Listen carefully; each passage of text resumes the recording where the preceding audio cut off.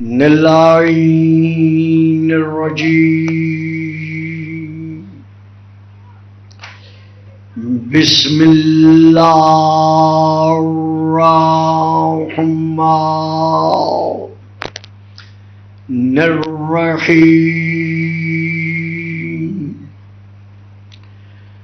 الحمد لله الذي جعل ليلة القدر خيرا من ألف شهر. والشكر لله الذي جعلنا من أهل ليلة القدر. والصلاة والسلام على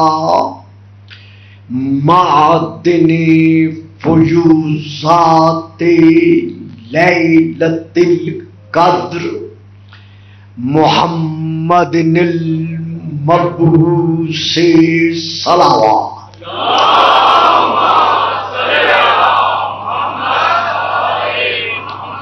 اما بعد فقد قال اللہ تبارک وتعالی الذی خالق لیلۃ القدر فی کتاب القدر انی جاعلک للناس اماما صلوات.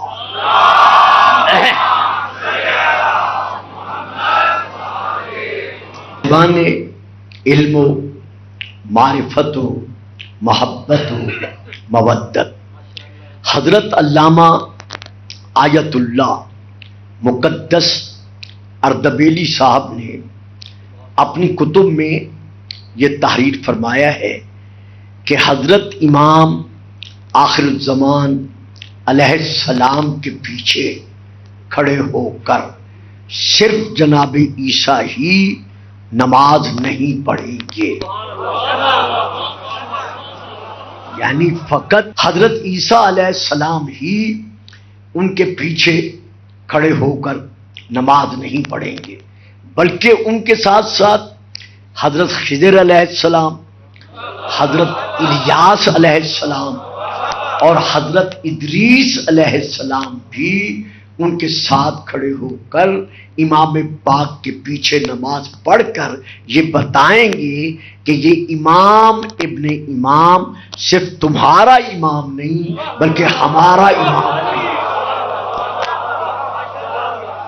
اور حضرت آیت اللہ قزوینی مرحوم و مغفور نے اپنی کتاب الامام من المہد المہدی من المہد الی اللحد میں یہ تحریر فرمایا ہے کہ اسی طرح حضرت عیسیٰ علیہ السلام بھی امام پاک کی بیعت کریں گے، اور صرف بیعت کریں گے نہیں بلکہ اعلان کریں گے کہ لوگوں میں عیسیٰ بے شک روح اللہ ہوں، لیکن میں نے کسی معمولی ہاتھ پر بیعت نہیں کی بلکہ یہ ہاتھ ید اللہ ہی ہاتھ.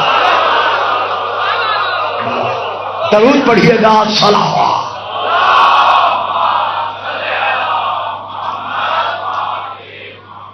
اب یہاں پر حضرت علی علیہ السلام کے خطبے کے چند ایک کلمات ہیں جو میں ادا کر کے پھر آگے بڑھنا چاہتا ہوں. اس میں حضرت علی علیہ السلام نے بھی یہی ارشاد فرمایا ہے، انا لسان اللہ الناطق، میں اللہ کی منہ بولتی زبان ہوں، وحجت اللہ علی خلقہ، اور اللہ کی تمام مخلوق سے میں اللہ کو اللہ منوانے کی دلیل ہوں. اور اس کے بعد فرماتے ہیں انا ید اللہ القوی، میں اللہ کا وہ ہاتھ ہوں جس کی قوت میں کبھی فرق نہیں آ سکتا. اب مجھے اسی پہلو کو لینا ہے کہ ہم پر سب سے بڑا اعتراض جو ہے وہ یہ ہو رہا ہے کہ شیعہ حضرات اپنے ہر امام کو ید اللہ، عین اللہ، وجہ اللہ، تسلیم کرتے چلے آ رہے ہیں، تو اس سے مراد یہی نہیں کہ شیعہ حضرات در پردہ اپنے آئمہ کو اور بالخصوص علی کو اللہ تسلیم کرتے ہیں۔ سب سے پہلے ہمیں یہ دیکھنا پڑے گا کہ لفظ ید اللہ کے معنی کیا ہے۔ توجہ فرمائیے آپ صاحبان، کیونکہ ہر لفظ اپنے دامن میں دو معنی رکھتا ہے، ایک معنی حقیقی ہوتا ہے اور ایک معنی مجازی ہوتا ہے۔ مثلا میں ہوٹل سے چلا، یہاں تک پہنچتے پہنچتے جو ٹائم لگ گیا تو میں نے نصیر شاہ صاحب سے کہا کہ بیٹا آج تو بہت ٹائم لگ رہا ہے۔ تو خیر جیسے ہی منہاج الحسین سینٹر قریب آیا مجھے کہنے لگے قبلہ اتنے لیٹ نہیں ہوئے، منٹ دو منٹ لیٹ ہوئے، وہ دیکھیے منہاج الحسین آ گیا۔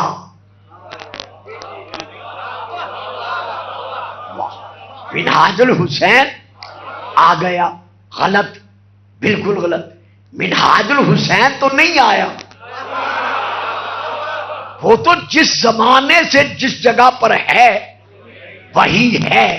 منہاج الحسین نہیں آیا بلکہ ہم آ گئے۔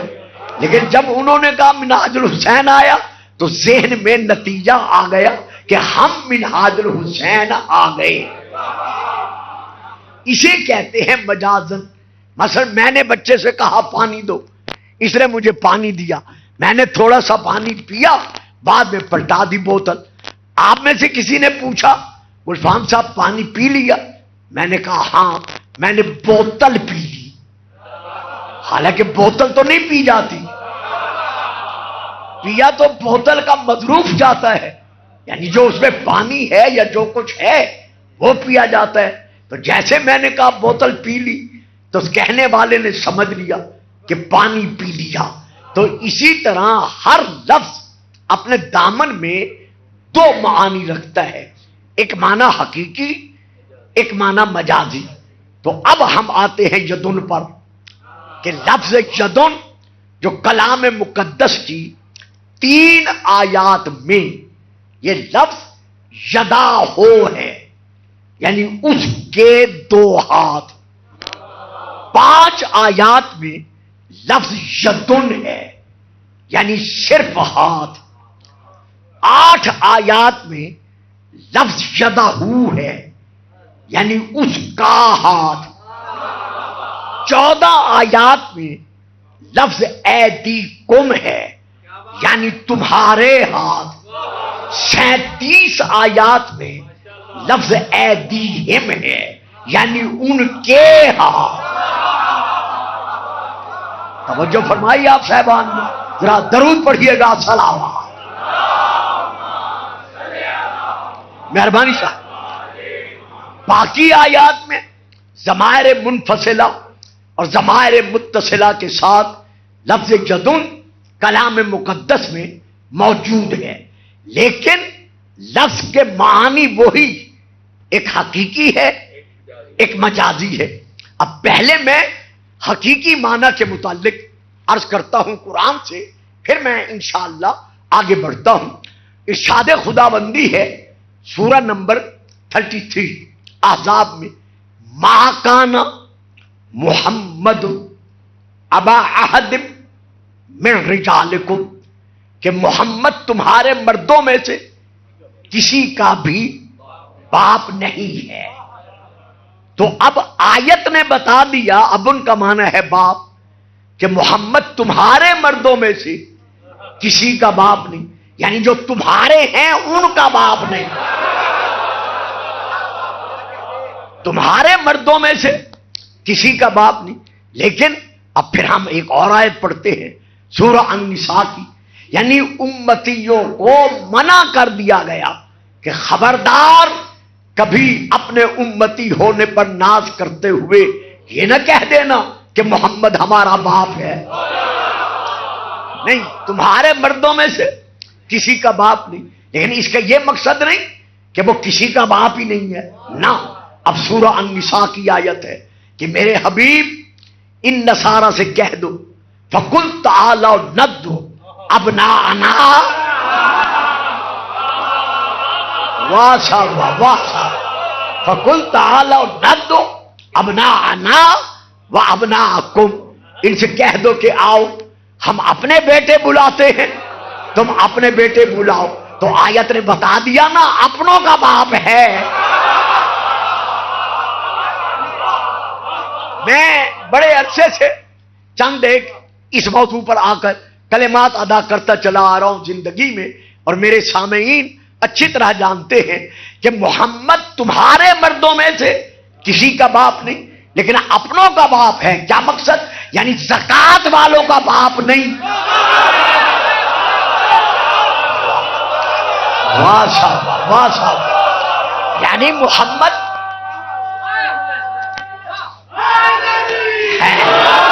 محمد زکات والوں کا باپ نہیں لیکن صلوات والوں کا باپ ہے، صدقے والوں کا باپ نہیں، جنہیں کھجوریں اٹھا کے دے دی گئیں. واہ. جب تک خیبر فتح ہی نہیں ہوا تھا پیٹ بھر کر کھجوریں ہی نہیں کھائیں. محمد صدقے والوں کا باپ نہیں، ہدیے والوں کا باپ ہے.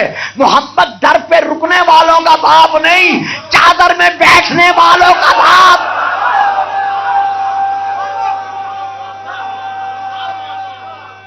بڑھیا جیو سلامت رہو.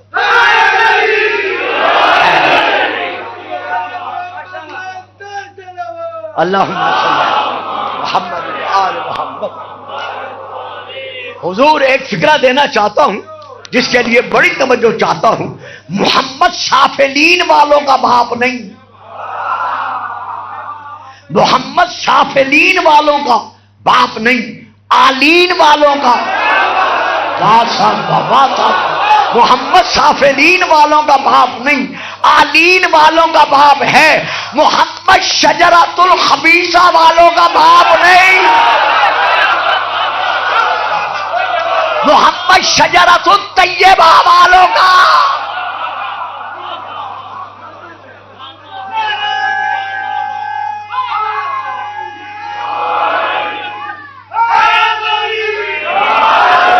سبحان اللہ. درود. اب یہاں پر ہم ذرا اور آگے بڑھتے ہیں اور ہم یہاں دیکھتے ہیں کہ رسول پاک کے متعلق ہم حدیث کی طرف اسی ابن کو مد نظر رکھتے ہوئے رجوع کر رہے ہیں تاکہ حقیقت اور مجاز کا معنی ہم پر واضح ہو سکے. پہلے میں نے قرآن سے حقیقی معانی کو بیان کیا ہے، اب ہم مجازی معانی کی طرف بڑھتے ہیں. پہلی کتاب کا نام ہے ترمذی شریف، دوسری کتاب کا نام ہے ابن ماجہ، تیسری کتاب کا نام ہے مفردات راغب اصفہانی جس کا دوسرا نام اصل میں ہے مفردات القرآن، چوتھی کتاب کا نام ہے مستدرک للحاکم. میں ان چاروں کتابوں سے لے کر یہ حدیث پڑھ رہا ہوں. ان میں ایک بھی میں نے شیعہ کتاب کا حوالہ نہیں دیا. ان میں درج ہے کہ رسول پاک نے علی کی طرف دیکھا، قال صلی اللہ علیہ وآلہ وسلم یا علیو انا وانت ابا ہذہ الامہ. واہ صاحب. جو سمجھ گئے ہیں وہ ذرا ساتھ دیں، میں ابھی ترجمہ عرض کرتا ہوں کہ اے علی تو اور میں اس امت کے روحانی اور ایمانی باپ ہیں، حقیقی باپ نہیں. اب یہاں معنی آ گیا مجاز کا کہ میں اور تو اس امت کے ایمانی اور روحانی باپ ہیں. اب کون کون امت میں شامل ہے یہ بیان کرنے کی ضرورت نہیں ہے، آپ سب جانتے ہیں. لیکون للعالمین نذیرا، جس جس کا وہ نبی ہے، آپ جو وہ جلی ہے، جس جس کا وہ رب ہے، اسی کا یہ نبی ہے. تو جس جس کا نبی ہے وہ رسول کا امتی ہے. تو جس جس کا محمد روحانی باپ ہے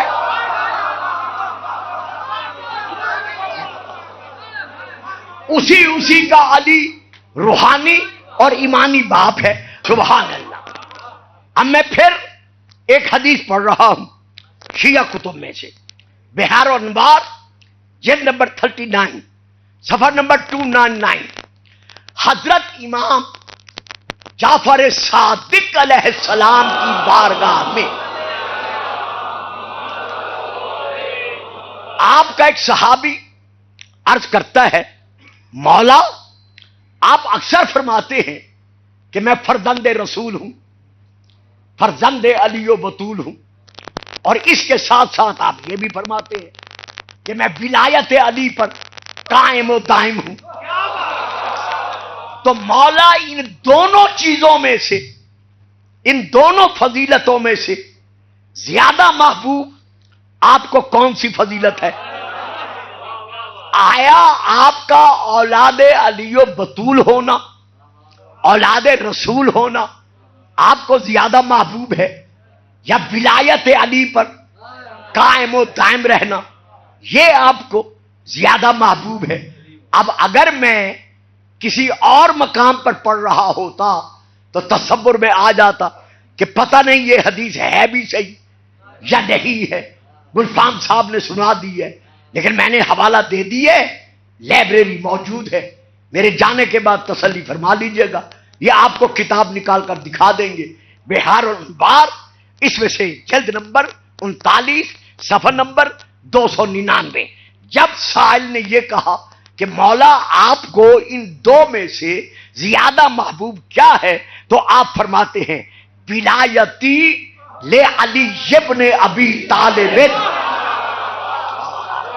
واہ صاحب، ذرا حدیث پوری سماعت فرما لیں، پھر جتنے مرضی میں آئے نعرے لگائیں۔ ولایتی لے علی ابن ابی طالب احب الیہ من ولادتی من ہو، میرا علی و بطول کی اولاد میں ہونے سے نسبت زیادہ مجھے محبوب ہے علی ابن ابی طالب کی ولایت پر قائم رہنا، یعنی علی کا مولائی ہونا مجھے ان کے بیٹے ہونے سے زیادہ محبوب ہے۔ جیسے اکثر آپ چپ کر گئے ہیں، بلکہ مجھے بڑے حیرانی سے دیکھ رہے ہیں کہ گلفام صاحب نے یہ کیا پڑھ دیا، میں نے نہیں پڑھا، یہ امام فرما رہے ہیں۔ تو وہ سائل بھی حیران ہو گیا، بلکہ تڑپ کر کہتے ہیں مولا کیا بیٹے ہونے کی نسبت آپ کو علی کی ولایت پر قائم و دائم رہنا زیادہ محبوب ہے؟ فرمایا ہاں۔ کہتے ہیں مولا کوئی دلیل دیں گے؟ اس کی دلیل کیا ہے؟ فرمایا سن، یہ دلیل اس کی یہ ہے جو میں تجھے دے رہا ہوں، لے انا ولایتی لے علی ابن ابی طالب فرضن۔ اللہ کرے ترجمے سے پہلے آپ لے لیں، لے انا ولایتی لے علی ابن ابی طالب فرضن وولادتی من ہو فضل، میرا علی کا اور بطول کی رسول کی اولاد میں سے ہونا یہ اللہ کا مجھ پر احسان ہے، اور ولایت علی پر رہتے ہوئے مولائی ہونا یہ مجھ پر واجب۔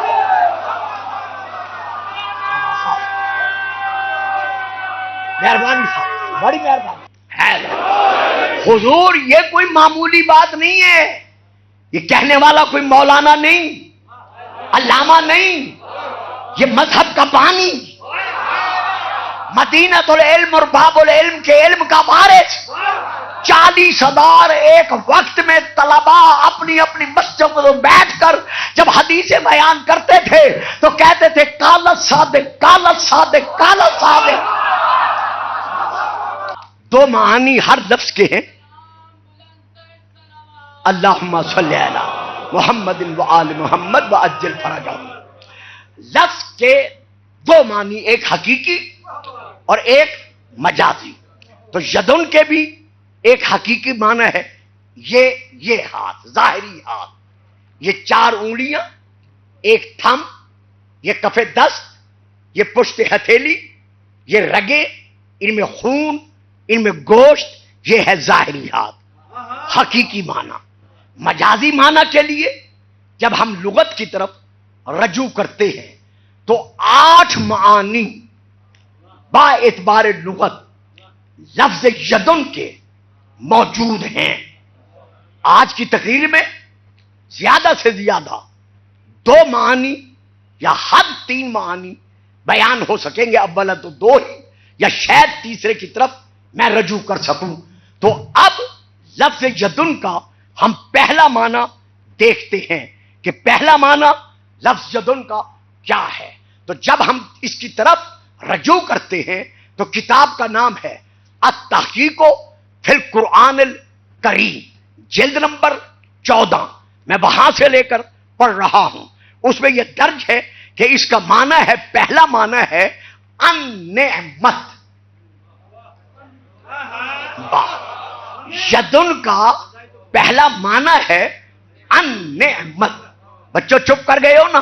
رات دن پڑھتے ہو نا انعمت علیہم.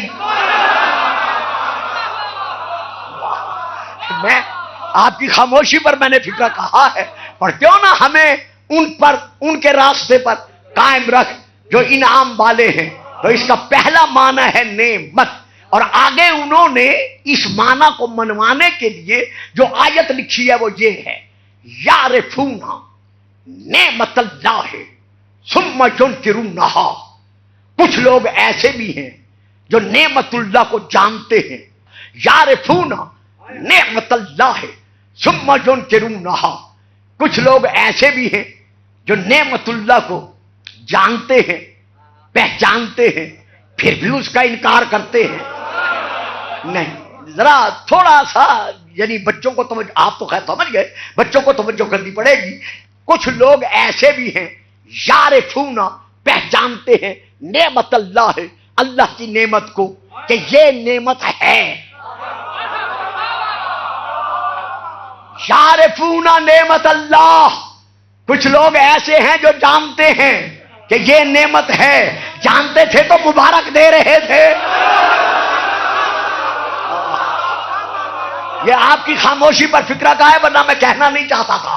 کچھ لوگ ایسے ہیں جو نعمت اللہ کو پہچانتے ہیں، ثم ینکرونہا، پہچاننے کے باوجود اس کا انکار کر رہے ہیں. اب وہ کون سی نعمت ہے جس کو جانتے ہیں، مانتے نہیں، جانتے ہیں مانتے نہیں؟ وہ کون سی نعمت ہے؟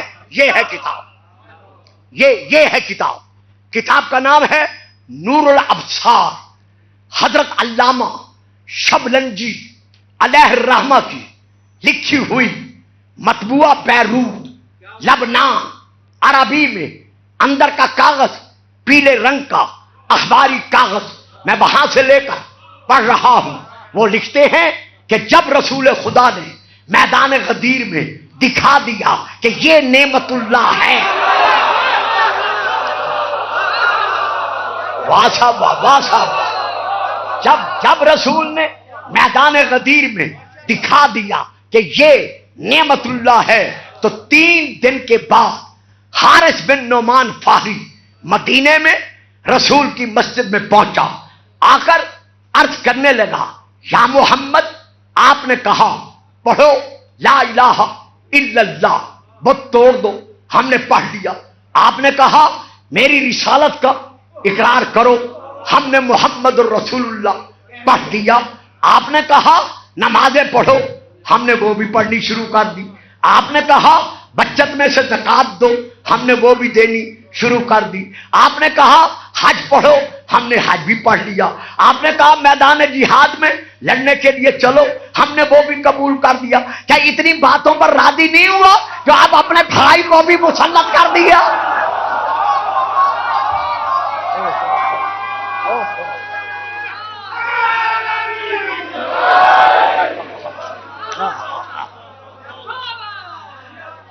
کیا اتنی باتوں پر راضی نہیں ہوا جو آپ اپنے بھائی کو بھی ہم پر مسلط کر دیا؟ پیارے بچوں، آج سامنے بیٹھ گئے ہو تو ایک بات مجھ سے لے لو. وہ عربی تھا، ایرانی نہیں تھا، ہندی نہیں تھا، ترکی نہیں تھا، انڈین نہیں تھا، وہ عربی تھا.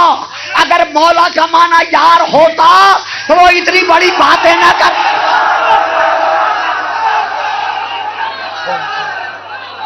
اس کی اپنی مادری زبان تھی،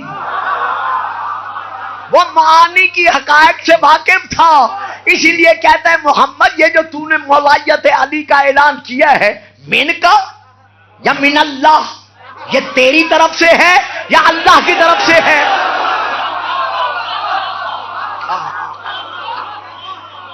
یہ اعلان تیری طرف سے ہے یا من اللہ، اللہ کی طرف سے ہے؟ فرمایا یہ جو اعلان ہے، امر ہے، من اللہ، اللہ کی طرف سے ہے۔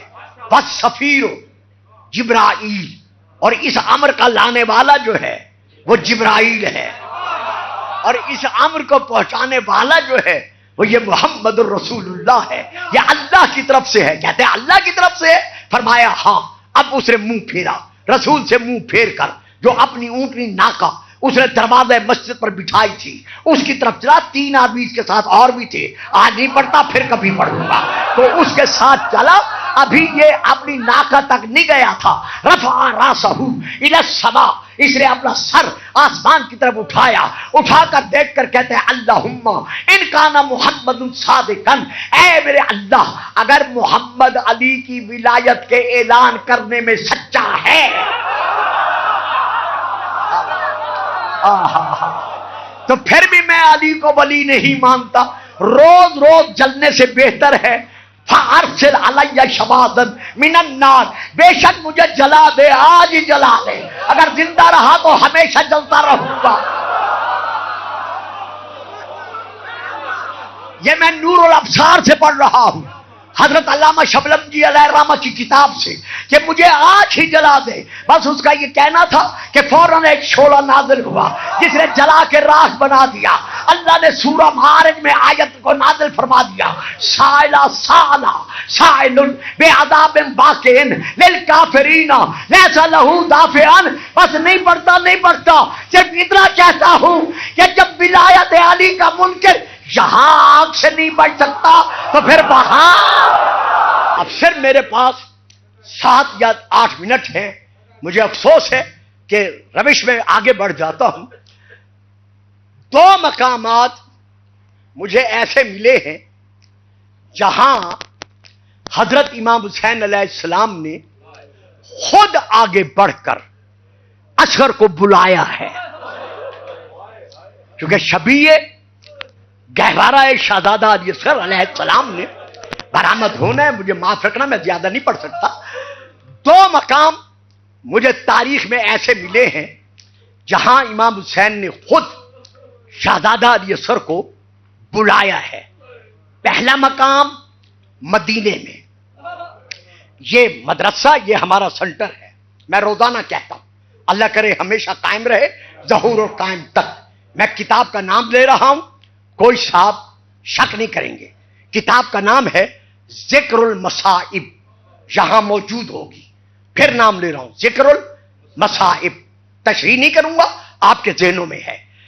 جب قافلہ مدینے سے چلنے کے لیے تیار ہو گیا، تمام ناکوں پر کجاوے سجا دیے گئے، تو ایک ناکا ایسا تھا جس کی طرف حسین کی وہ بیٹی بڑھی جس کو یقین تھا کہ کوئی بی بی جائے نہ جائے میں ضرور جاؤں گی۔ سبحان اللہ، سمجھ گئے ہوں گے۔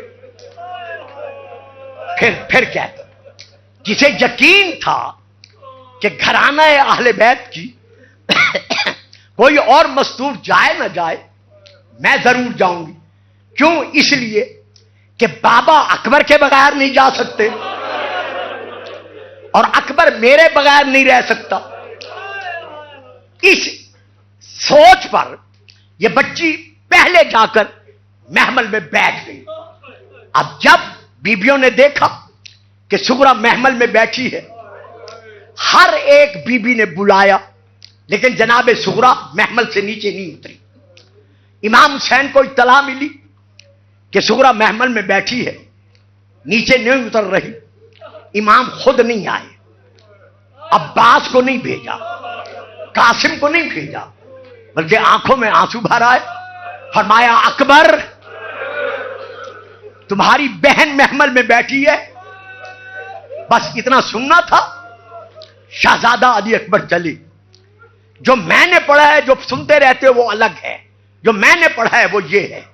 چپ کر کے اس محمل کے نیچے آئے جس میں جناب سغرا بیٹھی تھی، یوں دایاں ہاتھ کجاوے میں رکھا، ایک مرتبہ بہن کو دیکھا، پھر سر جھکا کر رونا شروع کیا. جیسے اکبر نے رونا شروع کیا سورہ کی دھاڑیں نکل گئے. آواز دے کر کہا اکبر رونا بند کر، حکم سنا. سبحان اللہ سبحان اللہ.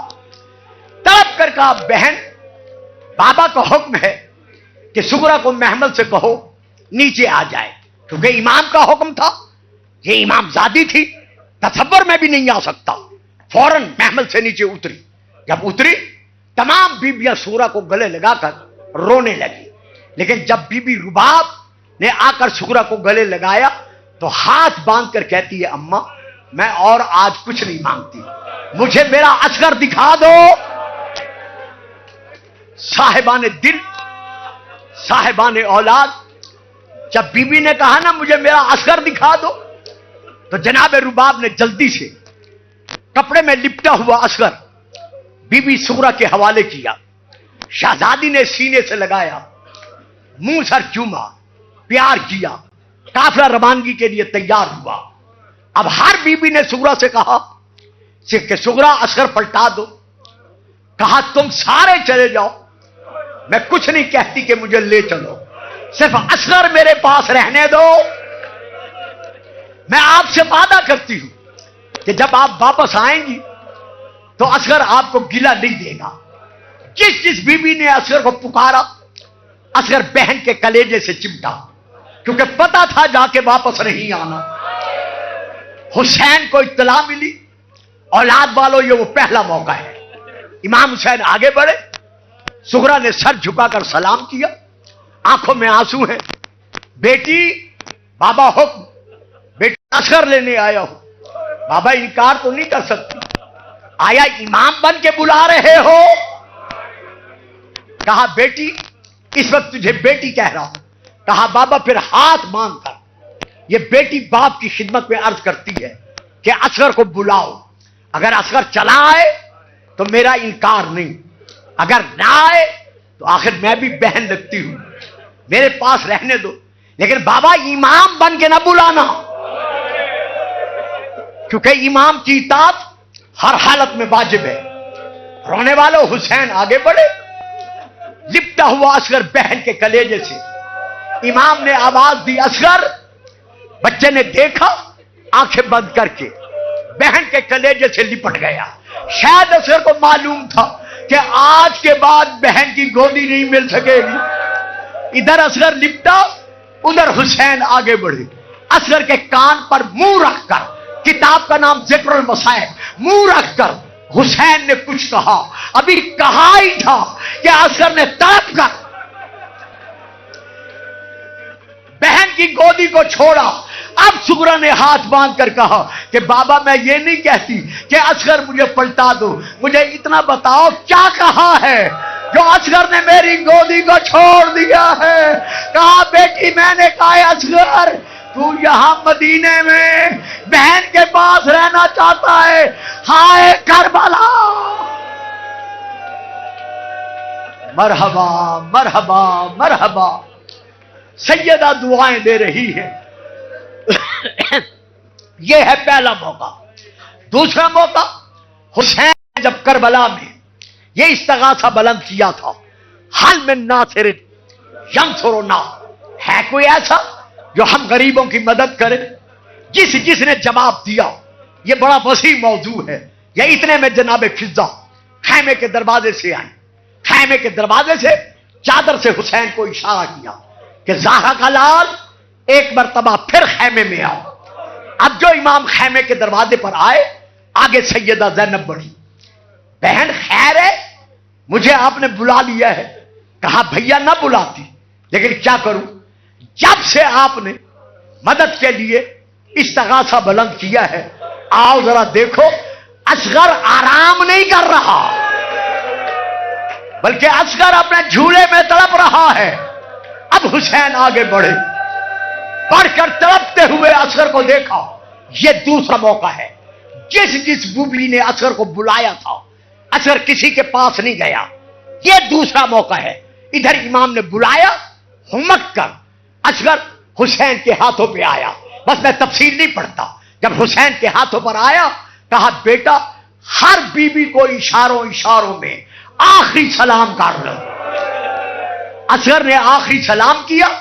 حسین لے کے چلے یا خیمے کے دروازے پر دیکھا اصغر کی ماں بی بی ام رباب سر جھکا کر رو رہی ہے.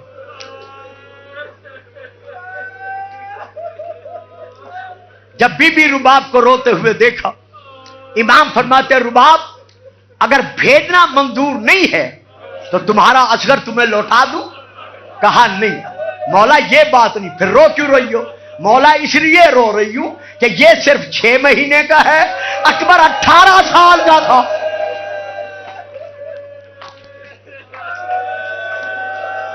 رو لو جناب بطول کو پرسا دے لو. یہ صرف 6 مہینے کا ہے، عباس 32 سال کا تھا. یہ صرف 6 مہینے کا ہے، قاسم 13 سال کا تھا. اللہ جانے میرا بیٹا کس طرح شہادت قبول کرے گا. مرحبا مرحبا مرحبا. حسین نے اصغر کو لیا. مولا اجازت ہے بیٹے کی پیشانی چوم لوں، خشک لبوں کا بوسہ لے لوں. رباب سوچ کے لینا، آج کے بعد بوسہ لینا نصیب نہیں ہوگا. اولاد والو بی بی جھکی، بوسہ لیا.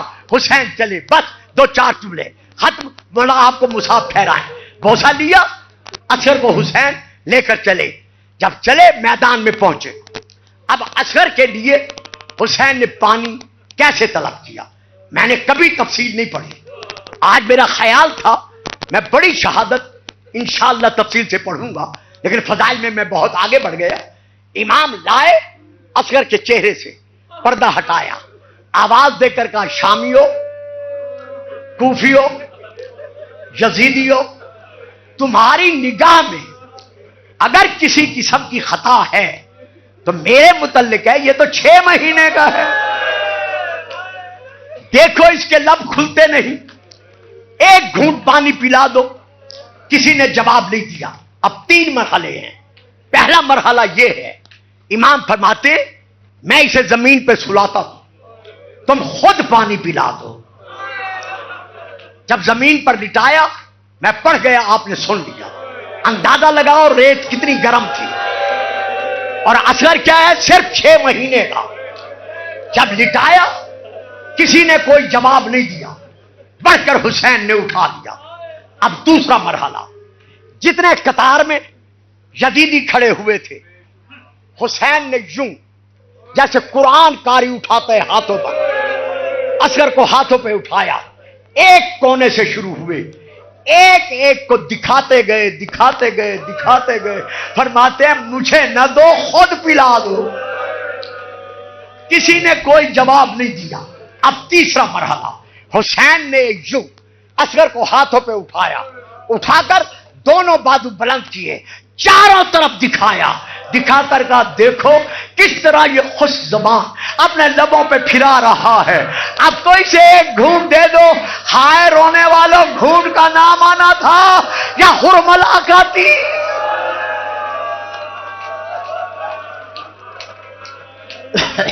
بس بیٹا بس. شاباش. یہی غریبوں کے غم میں رونے کا حق ہے جو آپ ادا کر رہے ہیں. میرا بیٹا 1400 سال کے بعد صرف سن کر اپنا منہ پیٹ رہا ہے. مجھے بتاؤ جو دروازے سے بی بی رباب دیکھ رہی تھی، سکینہ دیکھ رہی تھی. مرحبا. بس 2 کلمے اور سن لو، بس میں مصائب ختم کر رہا ہوں. ہرملا نے 3 نوکوں والا تیر چھوڑا. علماء نے لکھا ہے کہ یہ تیر میدان جنگ میں سواروں پر نہیں چلایا جاتا تھا بلکہ جانوروں پر چلایا جاتا تھا. اور جہاں تیر لگتا تھا، یار اب بھی میں پڑھوں، اب بھی آپ سن کر روئیں گے. 6 مہینے کا پھول مجا، ہائے حسین، ہائے رباب، ہے حسین. 6 مہینے کا اصغر کجا. 3 نوکوں والا تیر زہر میں بجھا ہوا اس نے چھوڑا. اللہ اکبر. ادھر اس کی کمان سے تیر چلا، ادھر خیمے کا پردہ ہلا۔ جناب رباب نے آواز دے کر کہا خبردار اصغر، گردن نہ ہلانا، تیر بابے کو نہ لگنے دینا، دادی زہرا سے شرمندہ نہ کرانا۔ حوصلہ حوصلہ، ذرا حوصلہ ذرا حوصلہ، سلامت روز۔ بس ختم کرتا ہوں، نہیں پڑھتا۔ اور رونے والوں حسین لائے، بس آخری فکر سن لو، حسین لائے، حسین لائے۔ چھوٹی سی قبر کھودی، قبر کھود کر اصغر کو سلانے کے لیے حسین دو زانو ہو کر بیٹھے، ساری بیویاں جمع ہیں، بی بی رباب بھی جمع ہے، موجود ہیں۔ رو کر کہتی ہے مولا، ہے مولا، قبر تو کھود لی ہے، اب اصغر کو گودی میں لے کر کیا سوچ رہے ہو؟ کہا رباب، رباب آج میری مدد کر، رباب آج تو میری مدد کر۔ مولا میں کیا مدد کروں؟ کہا میرے نانا نے اپنے بیٹے ابراہیم کو اپنے ہاتھوں سے قبر میں نہیں سلایا تھا۔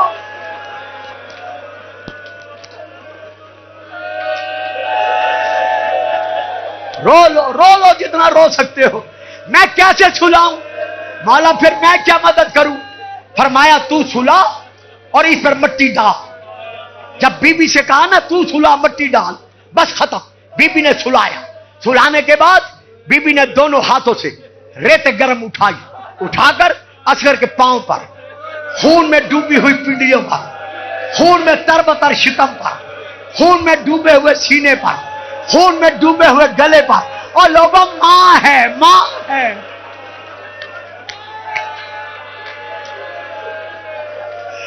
جب بی بی نے مٹی ڈالی، ہائے وہ وقت قیامت جب چہرے پہ مٹی ڈالنے کا وقت آیا، تڑپ کر کہا زہرا کا لال، بطول کا بیٹا مولا حسین، اب تو جا۔